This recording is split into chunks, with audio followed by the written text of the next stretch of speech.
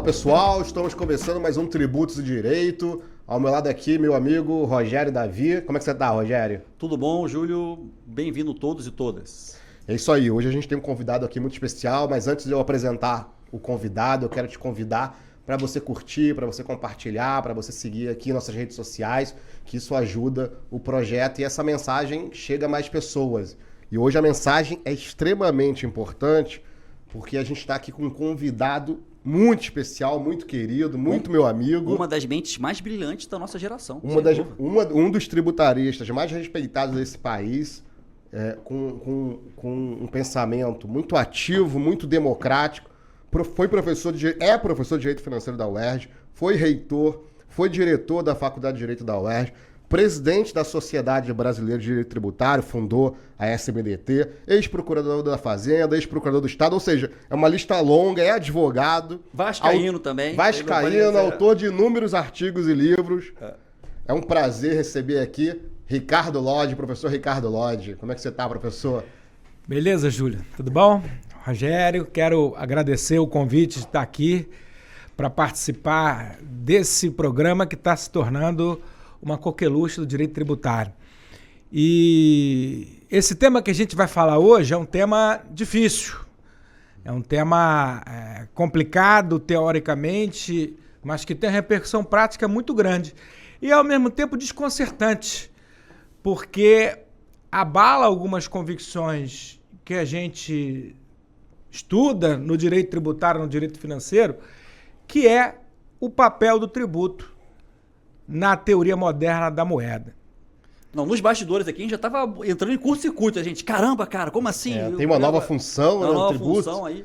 E aí, Ricardo, mas tem realmente uma nova função? Esse contexto todo é muito diferente do que a gente já estudou? Então, antes de falar do papel do tributo, a gente tem que falar do papel da moeda, né? Por quê? Porque a gente sempre estudou que primeiro o Estado tem que arrecadar o tributo para depois realizar a despesa pública. E isso provoca toda uma fundamentação do tributo, toda uma teoria.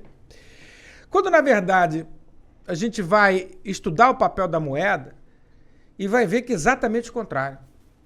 Que a moeda antecede a despesa. A moeda antecede o tributo. Na verdade, o Estado que emite a sua própria moeda, como é o caso do Brasil, como é o caso dos Estados Unidos, como não é o caso dos países da União Europeia, mas o Estado que emite a sua própria moeda, ele tem aquilo que a gente chama de soberania monetária. E essa soberania monetária lhe permite emitir moeda sem limitações operacionais.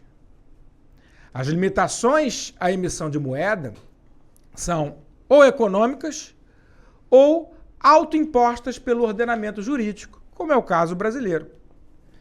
Então, eu acho que é importante a gente saber qual é o papel da moeda para a gente entender bem onde a gente está pisando. Muita gente critica a teoria monetária moderna dizendo que é uma ode ao gasto público. Na verdade, a teoria não recomenda o gasto nem o condena. Ela apenas explica qual é o papel da moeda. Então eu pergunto para você, Rogério, para você, Júlio, como é que o dinheiro entra na conta da gente? Lá atrás. Agora buguei. Como é que o dinheiro entra na conta da gente? O papel, no meu caso, pelo trabalho. A Casa da Moeda imprime, né? Aí circula de alguma maneira colocada. Aí é que tá, Rogério. A Casa da Moeda não imprime quase nada. A Casa da Moeda imprime 4% do meio circulante nacional. Na verdade, como é que o governo cria dinheiro? O governo cria dinheiro gastando. O governo, através dos sistemas eletrônicos, coloca determinada quantidade de recursos, aí não importa a causa, estamos falando da operação, né? Coloca uma quantidade de recursos financeiros para uma instituição financeira em favor de uma pessoa. E a instituição financeira repassa para a conta dessa pessoa. Todo toda a riqueza que circula na economia tem origem na moeda, tem origem na emissão de moeda. Então, é muito comum a gente encontrar nos ambientes, nos debates econômicos e até financistas, a ideia de que não se pode gastar sem antes arrecadar. E se faz uma analogia bastante infeliz, mas fácil de ser vendida, com o orçamento familiar. Né? Se diz, você na sua casa, quando está gastando mais do que ganha, você tem que cortar a despesa. Na economia pública, não é assim. Porque o Estado tem o poder de definir a moeda. E nós vivemos no século XX experiências suficientes para saber que, a partir das ideias de Keynes, o Estado justamente tem que gastar no momento que a economia está deprimida, para reaquecer a economia. Foi assim que os países desenvolvidos se recuperaram da crise de 29, da Segunda Guerra Mundial. Né? Então, o gasto público, ele aquece a economia. Essa ideia de dizer que o equilíbrio entre receita e despesa anima os investidores a iniciar novos negócios, a investir nos negócios existentes, não tem nenhum fundamento. Tipo aquilo que falam, né, o Brasil tem que ter um equilíbrio fiscal, equilíbrio orçamentário, senão não tem investimento. É exatamente o contrário, na nossa opinião. Por quê? Pensa... Dentro da teoria monetária moderna. Né? Tá. Pensa, Júlio, você é empresário. Você vai querer investir no seu negócio quando o governo está gastando, ou seja, injetando dinheiro na sociedade, ou quando o governo botou o pé no freio e está restringindo esse gasto. Então, do ponto de vista de quem é comerciante, de quem é prestador de serviço, é claro que é melhor uma postura mais extensiva do gasto público. É pior para os bancos. Porque para os bancos, o melhor é que as pessoas estejam sem recursos para ir ao sistema financeiro, obter os recursos para realizar as suas despesas.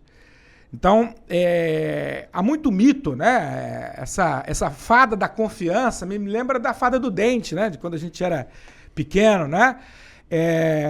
A confiança no mercado, o mercado não deveria ser derivada do equilíbrio das contas públicas, e sim de haver mercado. E se as pessoas estão sem dinheiro, significa que não há mercado. E se a economia está parada, o governo tem que gastar. Se a economia está bombando, o governo precisa encontrar espaço para manter os gastos. Dentro da teoria keynesiana, se nós temos uma recessão, o governo deve gastar. Se nós temos a economia em expansão, o governo deve reduzir os gastos. Então dá para entender facilmente. Por quê? Porque se o governo gastar e o mercado gastar, você vai ter o quê? Excesso de liquidez no mercado. E aí é que vai gerar inflação? É aí que vai gerar a inflação. A inflação não é gerada pela emissão de moeda por si só.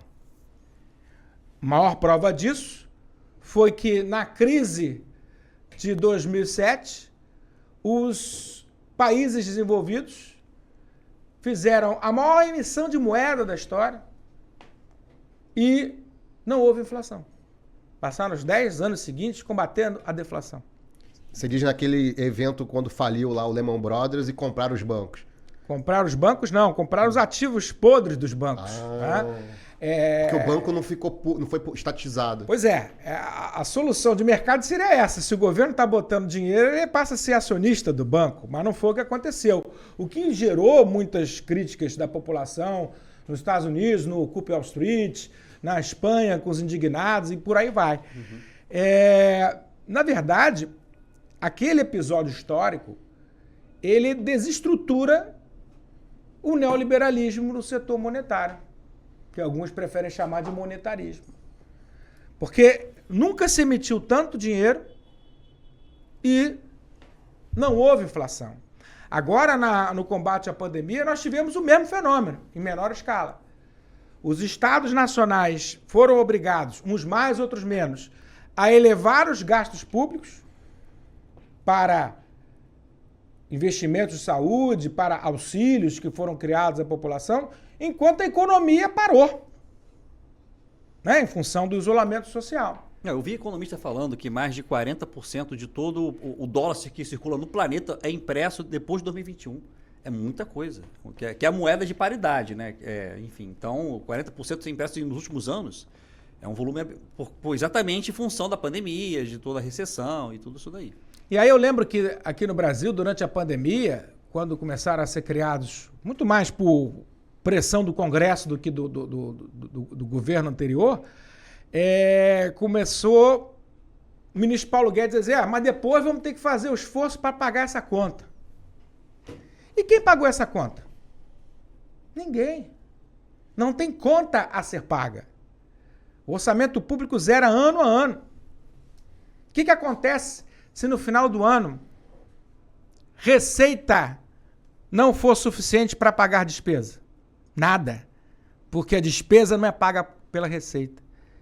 A despesa é paga com moeda. E quem cria a moeda é a União.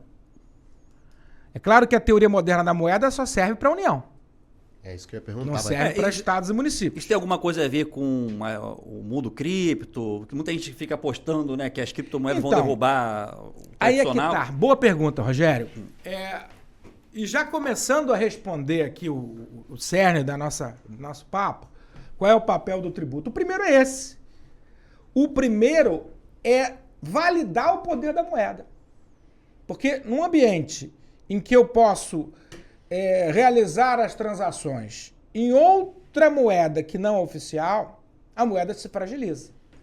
Não só as criptomoedas, mas eu posso dolarizar os meus negócios, achando que o dólar é uma moeda mais estável, não é? Eu passo a adotar o dólar nas minhas transações. Só que tem um problema. Eu tenho que pagar tributo em real. Então eu tenho que ter real. Então o primeiro papel do tributo é de dar validade à força da moeda.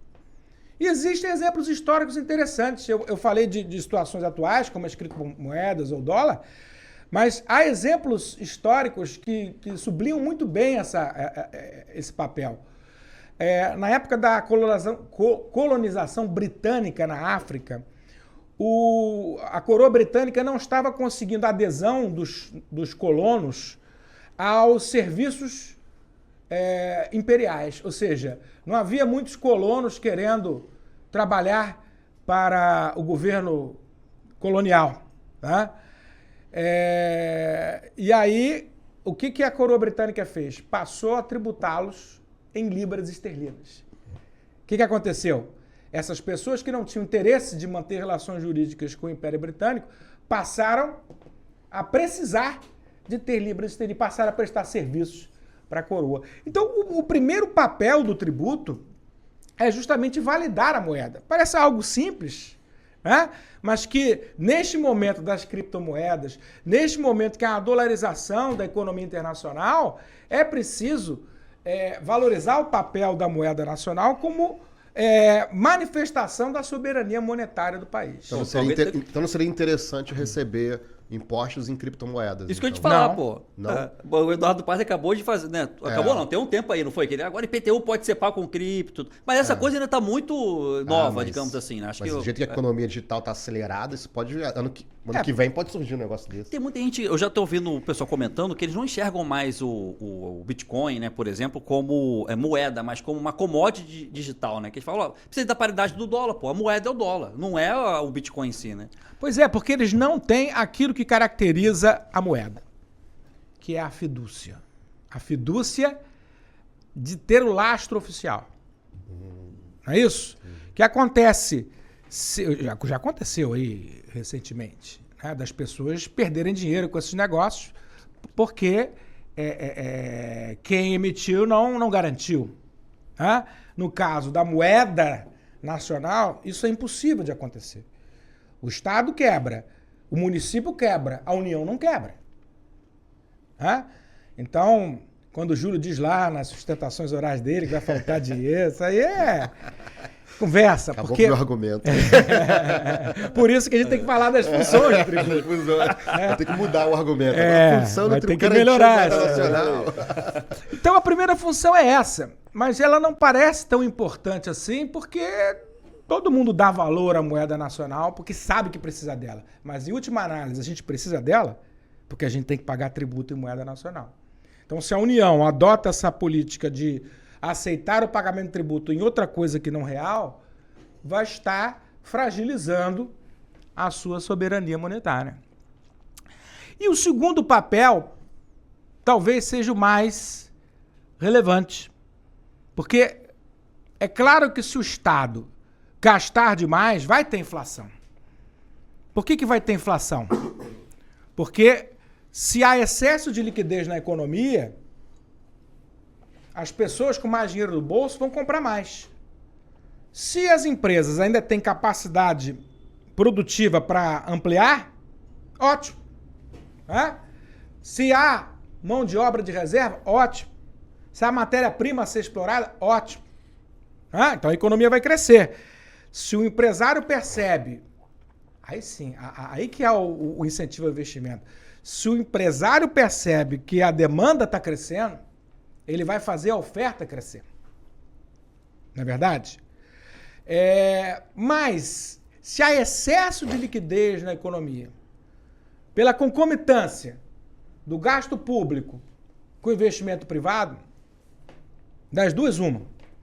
Ou o Estado vai ter que parar de gastar para evitar a inflação, ou o Estado vai precisar fazer um enxugamento de liquidez no mercado. E o tributo é o principal fundamento, é o principal instrumento de enxugamento de liquidez do mercado. Na verdade, o tributo, ele não cria receitas para o gasto. O tributo queima a riqueza, queima o excesso de riqueza. Percebe? O Estado pode gastar sem o tributo, mas ele precisa de espaço para gastar. Porque senão o gasto dele, que não pode ser sazonal, né? O governo não pode gastar com saúde, com educação, com servidores, com segurança, só quando a economia está deprimida. Como fez o Roosevelt lá nos Estados Unidos para combater a crise de 29, que ele veio um pouco depois, ele foi eleito em 32, mas ainda enfrentou essa crise. Ele mandava o pessoal abrir buraco de manhã e outra turma fechar o buraco de noite, para manter a população empregada. E com isso... Só que não dá para a gente conceber modernamente o gasto público, especialmente no Estado social, apenas quando a economia está deprimida. Então é preciso que o Estado, no caso a União, né? Falando do Estado aqui, o Estado nacional, né? O Estado que tem soberania monetária. É preciso que o Estado abra um espaço na economia para o gasto público. E ele faz isso através da tributação. Lembram que o CTN fala, não foi revogado, mas não tem aplicação, que um dos pressupostos para a instituição do empréstimo compulsório era a absorção do poder aquisitivo da população? É isso. É como medida de combate à inflação. A Constituição de 88 não recepcionou esse permissivo, mas é algo que está ligado à vida de cada tributo. Quer dizer, o Estado, ele precisa tributar, não para gastar, mas para abrir espaço no mercado, enxugando a liquidez. Mas esse tributar seria, obviamente, quem tem os recursos. Aí entra a terceira função do tributo. Tem uma espécie tributária nova, estava refletindo aqui. Não sei se esbarraria no não confisco, talvez o MEG OF, talvez, não sei, alguma...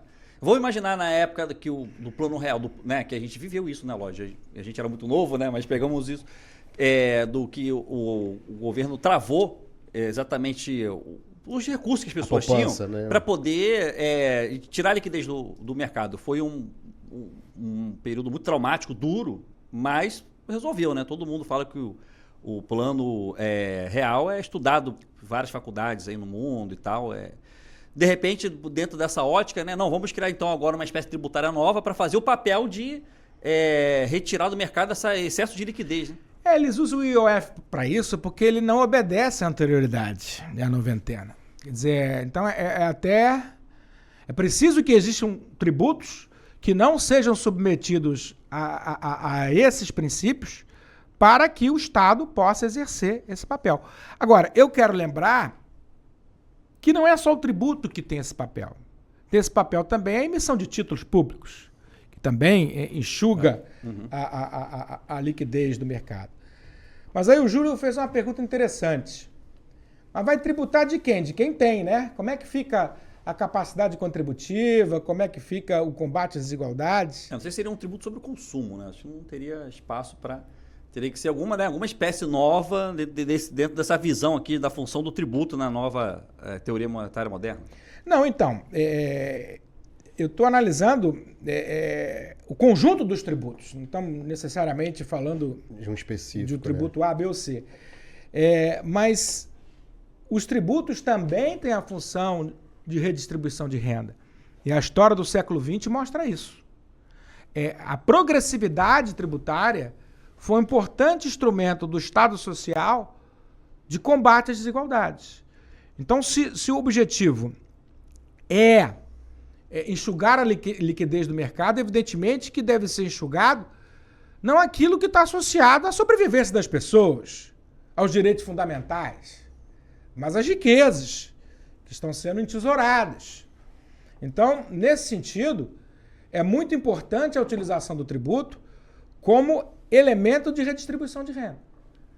Um elemento capitalista de redistribuição de renda, já que não há instrumentos de combate às causas da desigualdade, o tributo funciona como elemento de redistribuição. E aí não é que vai arrecadar para prestação pública para o mais pobre, vai eliminar a riqueza do mais rico. Então o tributo ele tem um efeito realmente confiscatório, tá? Do ponto de vista das grandes riquezas. Tá? Porque, aliás, o Piketty sustenta isso, né? De que nas altas faixas a tributação deve ser confiscatória. Por quê? Para eliminar aquelas grandes riquezas que têm o condão de dominar todo o mercado, o ambiente político e social. Então, a terceira função do tributo é a de promover a redistribuição de riquezas. E até a Revolução Neoliberal do final dos anos 70 e início dos anos 80, a progressividade tributária foi utilizada com bastante êxito na redistribuição de renda. Hoje, aqui no Brasil, pelo menos, o nosso sistema é bastante regressivo. E acho que a emenda constitucional 132 o tornou mais regressivo ainda, mas isso é papo para um outro dia. Outro episódio. Está convidado aqui uma hora. Desde já, né? Mas como o sistema tributário brasileiro é muito regressivo, todo o ganho que o gasto público traz para o combate à desigualdade, ou quase todo, é anulado por uma tributação regressiva, por um sistema tributário regressivo. Quer dizer, então, desde a Constituição de 88, o Estado brasileiro tem ampliado o gasto social, né? Com prestações previdenciárias, com transferências diretas, como o Bolsa Família e tantos outros programas. Esse esforço tem dado resultados, mas parte desse resultado é eliminado por um sistema tributário regressivo. Então, a melhor forma de enxugar a liquidez do mercado é tributando os mais ricos e, com isso, promovendo o combate às desigualdades. E há uma quarta função do tributo, que é a função extrafiscal. Né? Todo mundo sabe que existem tributos que não têm como objetivo a arrecadação de recursos, tem como objetivo o desestímulo ou o estímulo a determinadas atividades. Quer dizer, então aí, hoje nós temos aí com a emenda o imposto seletivo, né, que vai ter esse papel essencialmente extrafiscal. É bem verdade que ele, de certa forma, substitui o IPI. Né? Eu quero lembrar aos amigos que o IPI começou num imposto chamado imposto seletivo, que incidia apenas sobre os bens do pecado. Né? Com o tempo ele foi se tornando uma ferramenta arrecadatória, foi crescendo para todos os produtos. Tenho receio de que isso aconteça também com seletivo. imposto seletivo. Então temos É que já tem gente defendendo que ele é fiscal e não extrafiscal. Ele é essencialmente extrafiscal, né? Senão perde. A ideia era criar um único tributo, que depois viraram 2, para substituir outros 5 tributos, inclusive o IPI. Tá? Então agora vão criar um outro imposto que vai fazer as vezes de IPI. Eu vejo com preocupação isso. Mas esse não é o objeto do nosso papo hoje. Então, a quarta função do tributo, sem sombra de dúvida, é a função extrafiscal, que não está associado nem à arrecadação, nem à validação da moeda, nem à abertura de espaço para o gasto público, tampouco a redistribuição de renda. Mas essa função extrafiscal, olhando para a teoria monetária moderna, né? Teoria monetária, nessa teoria monetária, essa função extrafiscal seria exercer esse enxugamento de liquidez do sistema em momento de crise ou não tem nada a ver com crise? Não. Precisa ser, não precisa ser só em momento de crise.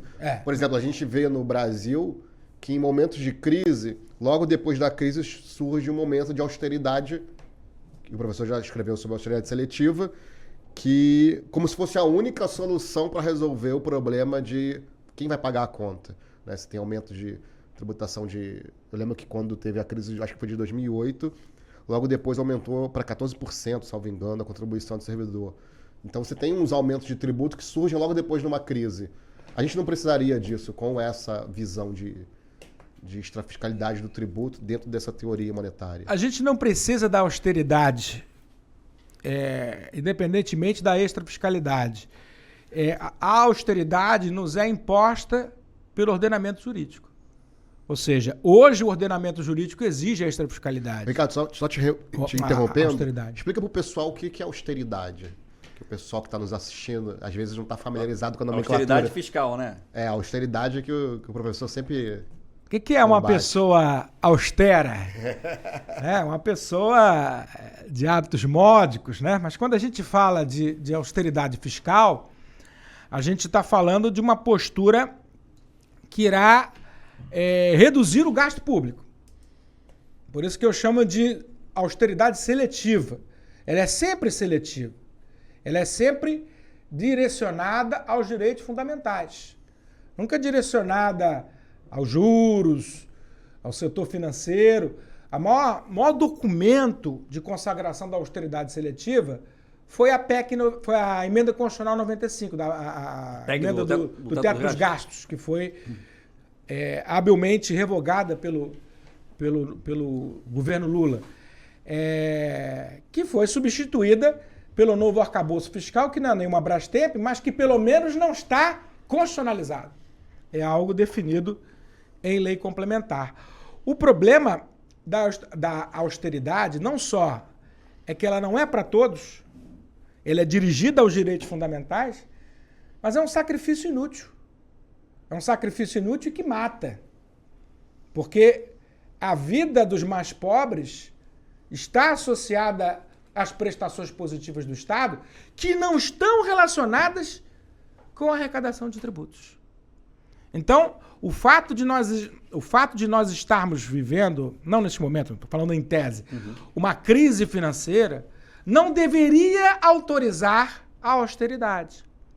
Ao contrário, no momento de crise financeira, é preciso o gasto público para evitar que as pessoas morram, para evitar que as pessoas percam seus empregos, para evitar que as escolas fechem, que os hospitais deixem de atender os pacientes. Porque a economia não está gerando recursos suficientes para, por meio de tributos, realizar esses gastos. E por que não é necessário? Não é necessária a austeridade? Porque nos momentos de crise, o excesso de gasto público não gera inflação. Não é inflação, pode ter uma inflação por conta de alguma mercadoria que é ancorada no dólar, e o dólar subiu, ou alguma questão localizada, que o governo tem os instrumentos necessários para combater. Mas a austeridade acabou introduzida dentro da historinha da fada da confiança como um dogma que preside todas as discussões. Então hoje, Júlio, se você reduz um tributo, você tem que aumentar outro. ou tem que reduzir despesa. Por quê? Porque está escrito. Está escrito na legislação, na lei de responsabilidade fiscal. A lei de responsabilidade fiscal é um grande equívoco. E não é Ricardo Lodge que está dizendo. É André Lara Rezende, que é um dos pais do Plano Real. Alguém cuja trajetória toda foi associada ao PSDB, ao Fernando Henrique e tal. E ele diz com todas as letras, a lei de responsabilidade fiscal é uma lei que ajuda o agravamento da crise nos ciclos econômicos negativos. Por quê? Porque ao invés de gastar mais quando é necessário, o Estado passa a gastar menos. O monetarismo, que teve entre os seus principais pensadores Milton Friedman, convenceu a todos os economistas e financistas de que a emissão de moeda gera inflação. E com isso, nos momentos de crise, é preciso que o Estado reduza o gasto público. Há toda uma condenação do gasto público, como se o gasto público não fosse a origem da riqueza privada. E essa é uma ideia muito importante. A origem da riqueza privada é o gasto público. Se o Estado não gasta, se reduz o excesso, se reduz a riqueza circulante na sociedade. Engraçado, Ricardo, você falar isso da origem da riqueza. Porque normalmente no Brasil não se pergunta a origem da riqueza. As pessoas são ricas e ninguém sabe de onde veio o dinheiro. E aí você está dizendo que a origem da riqueza é o gasto público. Monetariamente falando. Monetariamente falando. Você já está fazendo uma outra... Já tô assim, pô, mais uma coisa para sustentar lá. Eu não disse isso que você está querendo. Ricardo Lodge disse. Estou falando monetariamente, Júlio. Isso aí é outra conversa. Outra conversa. Para outro dia também. Mas, na verdade, eu comentei, né, que tanto a pandemia da Covid-19 quanto a emissão de moeda na crise de 2007, elas desacreditaram o monetarismo. Aliás, eu lembro que em 2007 alguns falaram o neoliberalismo acabou, o Estado Nacional voltou a resolver o problema. Mas, daquela feita, houve 2008, 2009, 2010, o arroxo nos estados nacionais em função da dúvida de quem vai pagar. Né? Então, se socorreu os bancos, e tinha mais que socorrer, para não ser que nem 29, mas o Estado nem se tornou dono do banco e nem pagou a conta. Os bancos não pagaram a conta. Quem pagou a conta foi a população que perdeu direitos sociais. Então, essa ideia de austeridade, que parte da necessidade de reduzir o gasto público quando há queda da atividade econômica, é uma ideia altamente perigosa. Porque, evidentemente, que os direitos fundamentais não podem estar condicionados ao bom desempenho da economia. As pessoas comem todos os dias, as pessoas precisam de escola todos os dias, de hospitais todos os dias. Então, a austeridade mata. É preciso que se quebre esse domínio ideológico, porque isso é pura ideologia, do monetarismo. Com a fragilização do monetarismo, começaram a surgir algumas teorias especulativas, como o Estado não pode ter comprometimento maior que 90% do seu PIB. De onde está isso? Se for 95%, se for 85%, se for 200%. Os estados mais desenvolvidos, Estados Unidos, União Europeia, Japão, estão muito além dos 100%, 150%. A questão não é essa. O problema é não ter dívida em moeda estrangeira. E esse é o problema da Argentina, Rogério. Pois é, isso é uma hipótese, né? Essa questão da teoria monetária moderna ou não. Porque, pelo menos na ciência aplicada, a gente vê muito isso, né? Vem um pesquisador, elabora uma hipótese, né? Claro, com base em algumas evidências, e aí ele vai preparar alguns ensaios, né, laboratoriais para confirmar, validar, e tem que ser reproduzido em outra escala e tudo. Essa questão, por exemplo, na Argentina, foi aventado, ou algum outro país, Lodge, você viu que, olha, aqui a gente entendeu aplicar essa teoria moderna e realmente vamos utilizar a nossa capacidade de gerar, né, uma moeda aqui como uma ferramenta contracíclica ou mesmo utilizar o tributo com essa finalidade. Tem algum caso concreto assim, ou ainda o pessoal tateando, e até mesmo o caso da Argentina, que é algo intrigante, que a gente fica vendo as notícias de hiperinflação, 80% ao mês. E é uma preocupação, emite muita moeda, né? A gente escuta isso, muita moeda, inflação. Né? Sempre uma coisa ligada à outra, né? Correlacionada, é uma regra.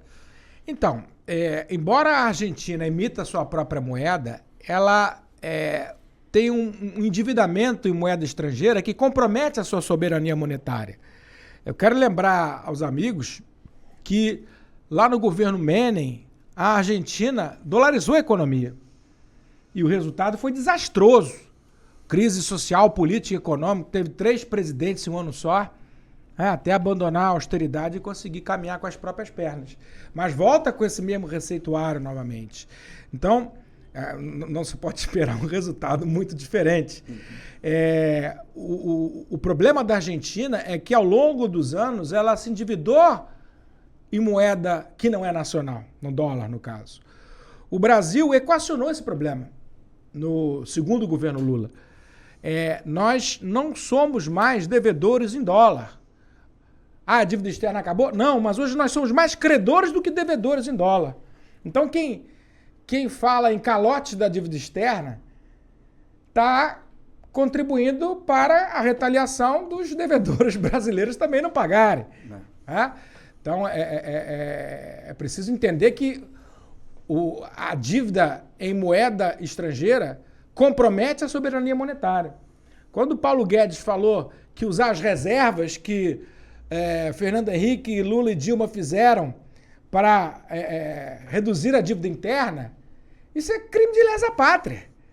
Porque você está pegando dólar acumulado à custa de muito sofrimento do povo brasileiro, com superávites fiscais frequentes, para ter um colchão, né, enfrentar as crises financeiras, como enfrentou muito bem a crise de 2007, para se queimar isso, para pagar a dívida em sua própria moeda. Evidentemente que isso não tem nenhuma lógica. Então, a teoria monetária moderna, ela é moderna, mas não é muito. Porque ela foi criada na teoria das finanças funcionais de Abba Lerner, que era um economista russo radicado na Grã-Bretanha, que escreveu em 43, a partir de 43, sobre esse tema. E isso vem, na prática, sendo com maior ou menor consciência, utilizado pelos Estados nacionais ao longo de toda a segunda metade do século XX, né, sem grandes prejuízos. Né? Nós vimos, na segunda metade do século XX, uma preocupação maior com o equilíbrio econômico do que com o equilíbrio financeiro do orçamento. Não tem que bater 0 a 0 receita e despesa.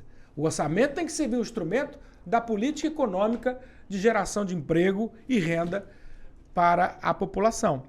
Esse é o papel do Estado.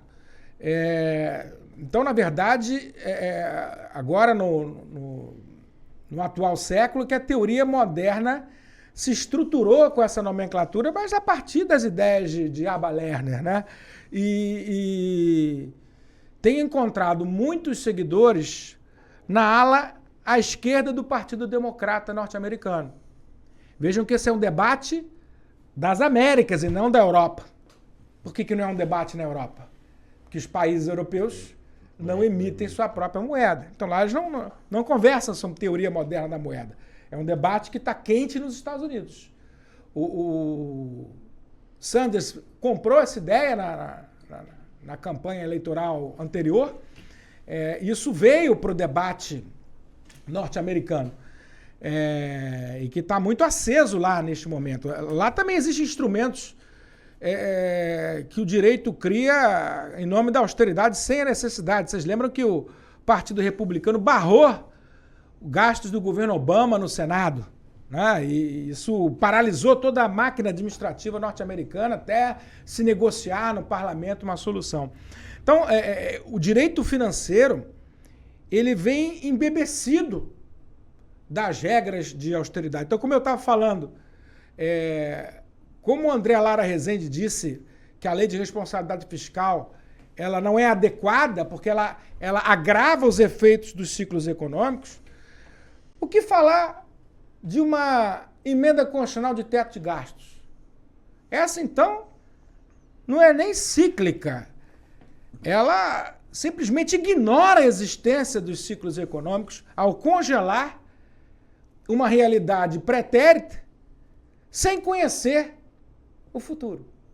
Quer dizer, então, eu não sei se estamos em recessão ou se não estamos em recessão, simplesmente está congelado. Ninguém gasta mais nada. Ninguém gasta mais nada. E esse é um avanço do novo arcabouço fiscal, embora ainda tenha preocupações baseadas na austeridade, porque é o que se conseguiu aprovar com a conjuntura política e econômica atual, mas hoje o novo arcabouço ele dialoga com o ciclo econômico, ele dialoga com o comportamento da economia e da arrecadação, o que é um ganho em relação à ideia de teto de gastos, que é o suprassumo da austeridade seletiva. Mas, Lodge, na teoria monetária moderna, a questão da função dos tributos já veio dentro da gênese, já surgiu com essa concepção, ou é uma evolução, é você que está pesquisando isso? Olha, já que tem uma teoria, vamos utilizar o tributo não como um legitimador da despesa, né, mas sim como uma validação da própria moeda, né, como a gente estava conversando aqui, as 4 funções, né, do tributo. Já estava na gênese assim ou não? Já...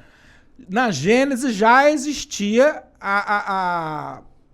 o ataque à ideia de que o tributo é necessário para o gasto público. Ao longo do tempo, a teoria vem criando, os autores vêm discutindo quais são as funções do tributo, numa discussão que aqui no direito financeiro brasileiro praticamente não existe. Não, você que está trazendo essa... Existe um artigo meu, agora publicado esse mês na revista da Faculdade de Direito da UERJ. Existe um artigo de uma colega doutoranda da UERJ, Andréa Siqueira, também na revista de Finanças Públicas, falando da função do tributo. E só praticamente mais nada. Né? Então, eu quero agradecer a vocês a oportunidade de difundir esse pensamento ainda... Não digo nem minoritário, digo... Único, né? Esquecido. Porque eu acho que, partindo dessa premissa, a gente tem que revisitar todas as categorias do direito financeiro e tributário. Mudou, com essa nova visão de uma teoria econômica nova, né, monetária. A gente tem que revisitar capacidade contributiva, revisitar até lançamento tributário, todas as categorias sob um novo olhar. Ricardo, você falou de soberania monetária, valorização da moeda, e você falou de liquidez, né? Um tributo como regulação econômica, o tributo como redistribuição de... Cada elemento aqui que eu estou falando, até para a nossa plateia aqui que está assistindo, cada elemento disso dá uma dissertação, uma tese de doutorado. O tributo como soberania monetária, né? Como valorização da soberania, tributo como liquidez, como necessário para dar liquidez ao mercado, regulação econômica, tributo como redistribuição de renda, como um elemento da distribuição de renda, tributo como extrafiscalidade, né, da extrafiscalidade do tributo. Tem mais alguma função? Você contou as 4 aí? As 4, são as 4. Agora, a pergunta que eu faço. Existe um limite para essa expansão monetária para poder emitir moeda? Claro. Existe um limite? Assim, senão, por exemplo, a gente está falando do legislativo brasileiro. Olha, pode emitir moeda. Imagina, festa lá em Brasília. Pra tá lá, champa, bota a champa do dia. Viva Ricardo Lodge! Imagina, uma placa lá homenageando. Porque, vamos lá, a LOA, vamos supor, a LOA coloca lá, previsão de despesa, né? 4 trilhões. Aí o Brasil arrecada ali mais ou menos 2 trilhões e tanto de tributos, né? Esse 1 trilhão e tanto que faltaria para completar, e bota a Casa da Moeda para imprimir moeda, é esse pensamento da teoria monetária ou não? Se fizer isso daí, vai acabar pro brejo. Vai dar ruim. Vai dar ruim, né? Olha só, a teoria monetária moderna não recomenda o gasto nem o condena.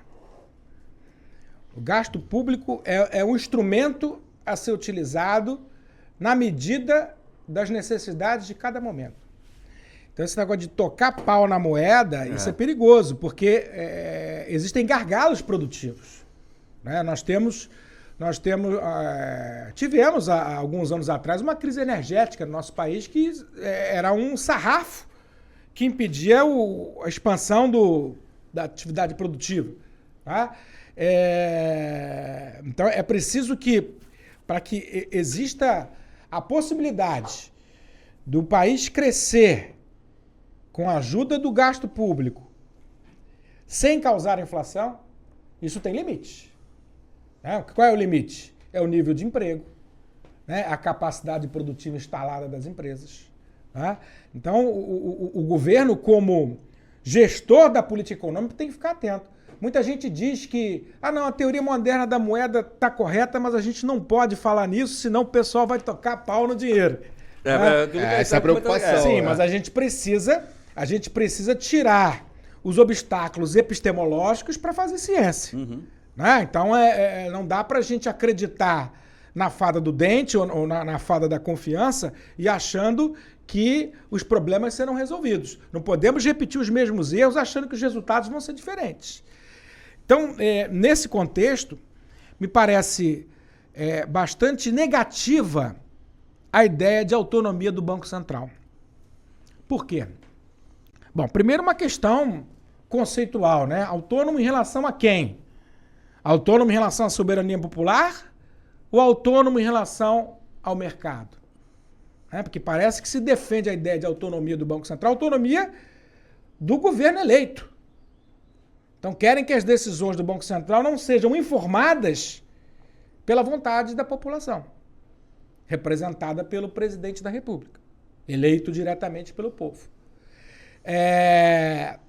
Segundo lugar, que não existe instrumento mais poderoso de atuação na política de moeda e de juros e de títulos do que o Tesouro e o Banco Central.